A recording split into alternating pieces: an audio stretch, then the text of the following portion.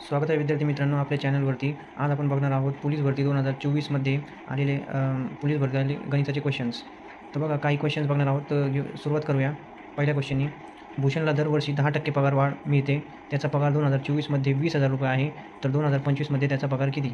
बघा दरवर्षी 10% पगार वाढ मिळते. आता बघा 10% पगार वाढ होते. तर आपण घेऊ 100 अधिक 10 जर आपण केले ते होणार 110%. जेवढी टक्के पगारवाढ झाली तर आपण फक्त काय करायचं 100मध्ये ते ॲड करायचे. समजा 10% पगारवाढ कमी झाली असती तर आपण 100मधून 10 कमी केले असते म्हणजेच 90% आले असते. आणि आता बघा पुढची स्टेप. त्याचा पगार आहे 2024मध्ये 20,000 रुपये. तर आपण 20,000 गुणिले 110% जर केले तर आपल्याला 2025मध्ये त्याचा पगार किती असेल हे आपल्याला भेटेल. तर आता बघा यामध्ये हे आपण सोडूया. याच्यात बघा हे 1 2 0 खाली आणि हे 1 2 0 वरती उरणार किती? हे 2वरती 3 0 1 2 3 गुणिले हे 11 उरणार. म्हणजे आता हे होणार 11 दुणे 22. तर 22 हे आणि प्लस हे 3 0 म्हणजेच 2025मध्ये त्यांचा पगार असणार आहे 22,000 रुपये. ऑप्शन बी आपलं उत्तर असणार आहे. आता जाऊया पुढच्या प्रश्नाकडे. तर पुढचा प्रश्न. एक खुर्ची 805 रुपयांना विकल्यामुळे 15% नफा होतो. तर खुर्चीची खरेदी किंमत किती? तर आता इथं 15% नफा सांगितलेला आहे म्हणून आपण काय करू 100 + 15 हे होणार 115%. कारण इथं 15% सांगितलेलं आहे 100मध्ये आपण ते ॲड केले. हां आता बघा 115 म्हणजेच किती? 15% एक नफा झाला ना म्हणजेच 115 म्हणजे किती? 805 रुपये. तर 100 115 म्हणजे 805 तर 100 म्हणजे किती? म्हणजे 100 म्हणजे काय याची मूळ किंमत आहे आणि म्हणजेच इथं 100 इथं येणार खरेदी किंमत. आता एक्सची जेव्हा आपण ह्याची मांडणी केल्यानंतर फक्त आपल्याला उदाहरण सोडवायचं आहे. आता ह्याची जर आपण क्रॉस मल्टिप्लिकेशन केलं तर इथं येणार 115x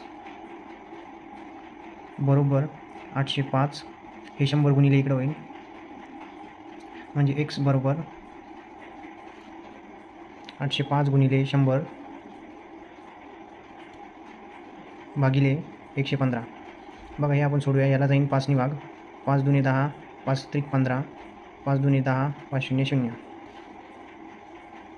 आता हे होणार 805 गुणिले 20 भागिले 23. आता 23ने 805ला भाग जाईल कारण 23 पंचे बघा इथं 23 त्रिक 69 23 त्रिक 69 वरती उरणार 11 ते होणार 115. तर 23 पंचे 115 आणि हे गुणिले 20. तर याचं उत्तर येणार 35 दुणे हे 70 आणि हे ॲज इट इज 0. तर याचं उत्तर येणार 700. म्हणजेच खुर्चीची किंमत किती आहे? मूळ किंमत 700 रुपये आणि 15% नफा कमावल्याने तिची किंमत झाली 805 रुपये. तर या उदाहरणात फक्त बेस काय समजायचा होता का खरेदी किंमत टक्केवारीत कशी मांडणी करायची. इथं 15% नफा झाला म्हणून आपण 115 बरोबर 805 घेतले तर 100 बरोबर किती अशी मांडणी करायची होती. हा क्वेश्चन बघा हा पोलीस भरती विचारलेला सर्वात सोपा क्वेश्चन होता. आता या क्वेश्चन जर आपण जसे तसे लिहिलं तर इथं बघा 3चा स्क्वेअर येणार 9 गुणिले 5चा स्क्वेअर येणार 25 5 5 25 आणि इथं बघा 4चा पॉवर किती आहे 0 आहे. तर कोणतीही संख्या जर असली आणि त्याचा पॉवर 0 असला तर उत्तर फक्त 1 येते. तसे 2ची पण पॉवर 0 आहे म्हणजे त्याचं पण उत्तर वजा काय येणार इथं 1 येणार. आता इथं बघा हे काही पण मल्टिप्लिकेशन असू द्या याला गुणाकार 1 वजा 1 काय येणार 0 येणार आहे. म्हणजेच आपलं उत्तर काय येणार 0ने कोणत्याही संख्येला जर गुणले इथं बघा 9 गुणिले 25 गुणिले हे 0 तर 0ने कोणत्याही संख्येला गुणले तर उत्तर येणार 0. इथं क्वेश्चन कोणत्या बेसवरती होता तर हे इथं लक्षात ठेवायला पाहिजे होते. इथं समजा असं असलं असतं 1000 तरी याचं उत्तर 1च येतो. कोणतीही संख्या आणि त्याचा जर पॉवर 0 असेल वरती तर त्याचं उत्तर फक्त 1 येणार. ओके. प्रश्न बघा पुढचा. 50 सेकंद आणि 5 मिनिटे यांचे गुणोत्तर किती? तर गुणोत्तर सांगितलेलं आहे. गुणोत्तर म्हणजे एक संख्यावरती अंशात येते आणि एक छेदात येते. आता इथं 50 सेकंद भागिले 5 मिनिटे सांगितलेले आहे. तर हे आहे सेकंदमध्ये आणि हे आहे मिनिटेमध्ये. आपल्याला दोघांना अंश आणि छेद सारखे करावं लागेल कारण इथं दोघांना एक तर सेकंदमध्ये कन्वर्ट करावं लागेल नाही तर मिनिटामध्ये. आपण छेद जो आहे तो सेकंदमध्ये कन्वर्ट करू. आता बघा हे येणार हे 50 सेकंद असेच राहणार भागिले जर 5 मिनिटांना आपण सेकंदमध्ये जर कन्वर्ट करायचं असेल तर 60ने गुणतो. तर आता इथं बघा हे जर आपण सोडवलं हे होणार सेकंदमध्ये रूपांतर हे पण सेकंदमध्ये रूपांतर झालं. आता हे बघा 5 1 5 5 10 हे 50 तर 10 भागिले 60 म्हणजेच 10 1 10 आणि 10 20 60 म्हणजे 1/6. मग आपलं उत्तर काय असणार? ए उत्तर असेल. अतिशय सोपा असा क्वेश्चन. इथं उलटं पण दिलेलं आहे बघा 6/1, पण ते आपलं उत्तर नसून आपलं फक्त 1:6 हा उत्तर असेल. पुढचा क्वेश्चन बघा विद्यार्थी मित्रांनो. तर हे आहे वेगवरती क्वेश्चन. आता हा गाडीचा वेगवरती आधारित आहे, सरासरीवर होता हा क्वेश्चन. तर एक गाडी भुसावळ ते जळगाव 40 किलोमीटर प्रति तास वेगाने धावते व 60 किलोमीटर प्रति तास वेगाने परत येते. तर त्या गाडीचा सरासरी वेग किती?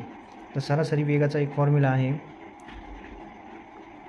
सरासरी वेग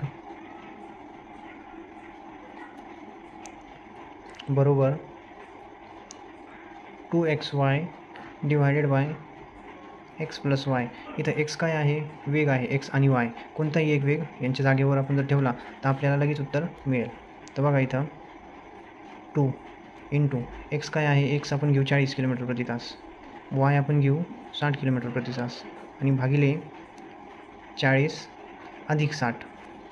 तर आता आपण बघू इथं बघा 2 × 40 × 60 भागिले इथं येणार 40 आणि 60 100 आणि इथं बघा आता वरचे 2 शून्य कट, हे 2 शून्य कट, वरती होणार 2 × 4 × 6, हे होणार 4 × 8 आणि 8 × 48 म्हणजेच 48 km/h त्याचा त्या गाडीचा सरासरी वेग असेल. सरासरी वेग म्हणजे आपला ऑप्शन येणार 2 नंबरचा. ओके. या उदाहरणामध्ये फक्त सूत्र लक्षात ठेवा, बाकी उदाहरण तर सोपंच होता.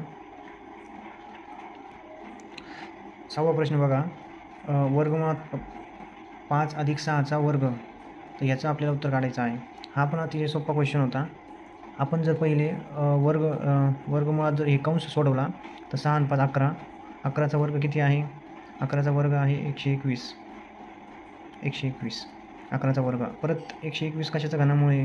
परत उलटच होईल, ते 11चा घनामुळे आहे. म्हणजे आपलं फायनल उत्तर काय असेल? 11 असेल. म्हणजे ऑप्शन बी आपलं उत्तर असेल. जर व्हिडिओ आवडला असेल तर लाईक करा, सबस्क्राईब करा आणि व्हिडिओला शेअर करा. आणि कोणतं जर उदाहरण समजलं नसेल तर परत ते उदाहरण 1-2दा बघा आणि समजून घ्या.